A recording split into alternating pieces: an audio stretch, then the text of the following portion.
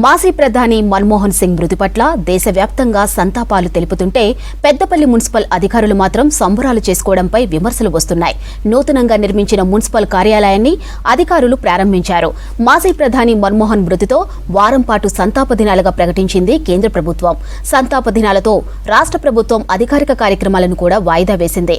ఈ కార్యక్రమానికి ముఖ్య అతిథులుగా మంత్రి శ్రీధర్ బాబు, ఎంపీ గడ్డం వంశీకృష్ణ, స్థానిక ఎమ్మెల్యేలు హాజరు కావాల్సి ఉండగా మన్మోహన్ సింగ్ మృతి సంతాప దినాలతో హాజరు కాలేకపోయారు. ప్రజా ప్రతినిధులతో పాటు మున్సిపల్ చైర్పర్సన్ మమతారెడ్డి కూడా రాకున్నప్పటికీ కమిషనర్ మున్సిపల్ ఆఫీసును ప్రారంభించారు. పండుగల మున్సిపల్ కార్యాలయాన్ని పూలతో అలంకరించారు. ఇక బ్రాహ్మణులతో ప్రత్యేక పూజలు చేయించారు కమిషనర్. వచ్చిన వారందరికీ అక్కడే భోజనాలు ఏర్పాటు చేసి హడావిడి చేశారు. కమిషనర్ సిబ్బంది తీరుపై మండిపడుతున్నారు స్థానికులు. పెద్దపల్లి మున్సిపల్ కమిషనర్ గారి పనితీరుకు నిరసనగా పెద్దపల్లి జిల్లా కలెక్టర్ గారికి ఫిర్యాదు చేయడం జరిగింది.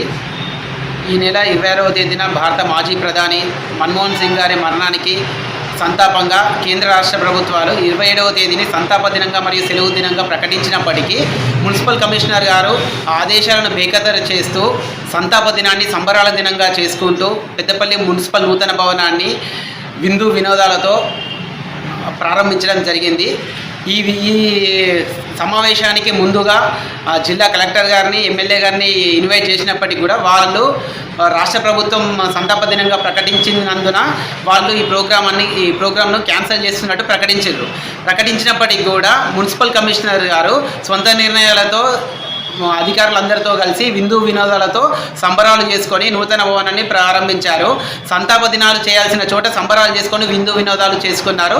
దీనిపైన ఈరోజు పెద్దపల్లి కలెక్టర్ గారికి మరియు సిడిఎంఏ డైరెక్టర్ గారికి కమిషనర్ మీద ఫిర్యాదు చేయడం జరిగింది.